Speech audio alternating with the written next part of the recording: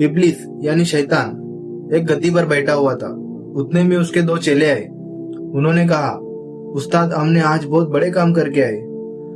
इब्लिस खामोशी से सुनता रहा। पहले ने कहा, उस्ताद, मैंने एक नमाजी को तवाइफ के कोटे तक पहुंचा दिया। और दूसरे ने कहा, उस्ताद, मैंने एक नमाजी को शराब खाने तक पहुंचा दिया। ये सुनकर इब्लिस जोर से गरजा और बोला, बेवकूफो, ये कौन सा बड़ा काम करके आए हो? इस दौर का मुसलमान तो नमाज को ढाल बना चुका है। इसी की आड़ में वो सारे गलत काम कर रहा है, तो तुम मुझे कौन सी अच्छी खबर सुना रहे हो? उतने में उसका एक तीसरा चेला आया। उसने कहा, उस्ताद, मैंने कुछ मदरसे जाने वाले बच्चों को खेल कूद में बहका दिया। ये सुनकर इब्लिस बहुत खुश हुआ और उठकर नाचने लगा।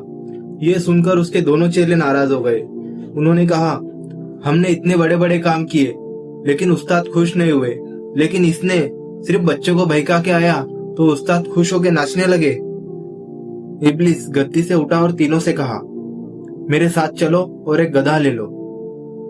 चारों गधा लेकर निकल गए और एक जाहिल नमाजी के घर पे पहुंचे और जाके बाहर से कहने लगे, हजरत, अल्लाह ने आपकी सारी नमाजें उनकी बारगाह में कबूल कर ली और हमको आपको लेने को भेजा है बुर्राक लेके।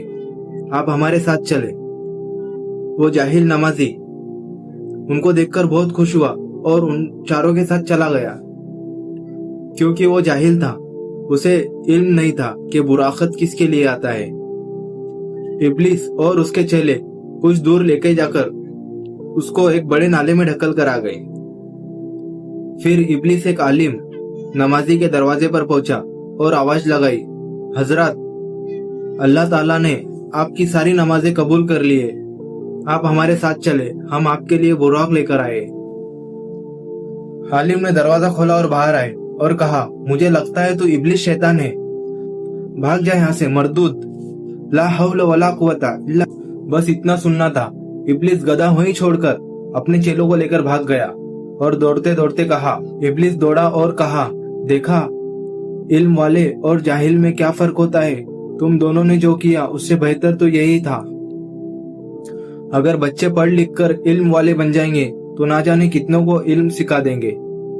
इसलिए हमारा पहला मकसद यही है, जो इल्म की तरफ जा रहे हो उन्हें रोकना।